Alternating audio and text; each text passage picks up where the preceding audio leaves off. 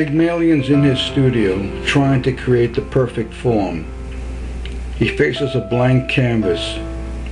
He has his sketches, ideas, feelings, all within him. He prefers to work this way.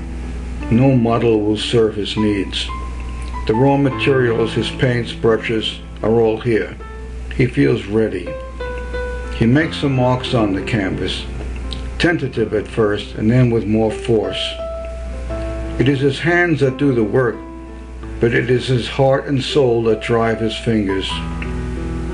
He's forming an image of a woman, one among many he has created. Memory, imagination, and chance drive the painting.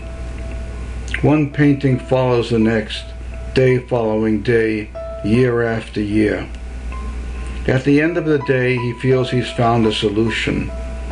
Next day, or weeks later, he sees that he has not succeeded. His efforts are kept alive by his belief that this step, this painting, is the painting he has been seeking all his life to create. His imagination runs beyond his work. His feelings and thoughts race ahead, seeing forms for him to discover and create. Sometimes he sees a woman in the street, and her appearance suggests a glimpse of what he hopes to create. Not perfect, yet having a spark of what he senses he's seeking. They inspire and energize him. A glance met by another, sound of voice, hair texture, all these and more feed his imagination. They soon prove to be phantoms, as much objective as his subjective response, but, in the instant, believable.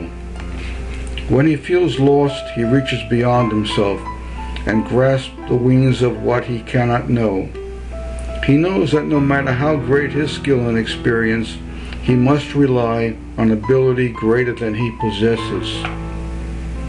Right now, the painting on the easel seems lifelike. He imagines his creation is alive, not only alive, but perfect in ways that suggest the embodiment of perfect being. He loves the implications of the image, the forms he has created. He refines the proportions of the woman in the painting, pushing the image to new levels.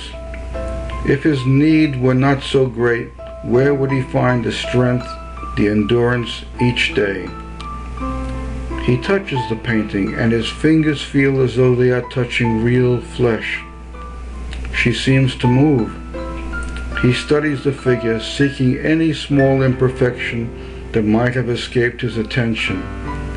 The image seems perfect, but still missing the spark of full life.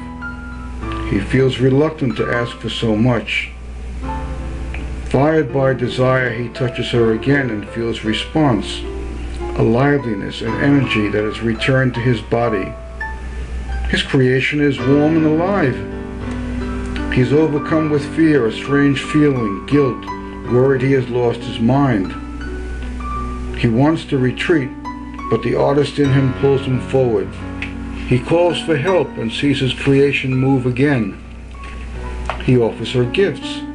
She starts to talk and walks a bit, dances, enchants him more.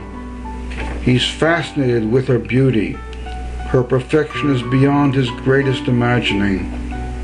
Everything seems right, and he has made it so. He approaches her and rearranges her hair seemingly out of place, adjusts a garment, entertains a criticism, and sees his creation begin to harden. All charm leaves her face. Sadness is there instead. He knows what he must do to make her perfect, to restore her to life. No, now the head's too large. Or is it the arm, breasts? The features of her face must be reorganized. What seemed correct only a short while ago is not. The forms, although untouched, change before his eyes. What is the right proportion, the correct relationship between the eyes, nose, and mouth? The mouth sometimes makes all the difference, just as the texture of the skin can rule a form. Is his search for the perfect woman a search for his own perfection? His need to make himself complete? Perfect immortal being slips out from under the image he has created. What is left is hunger and desire.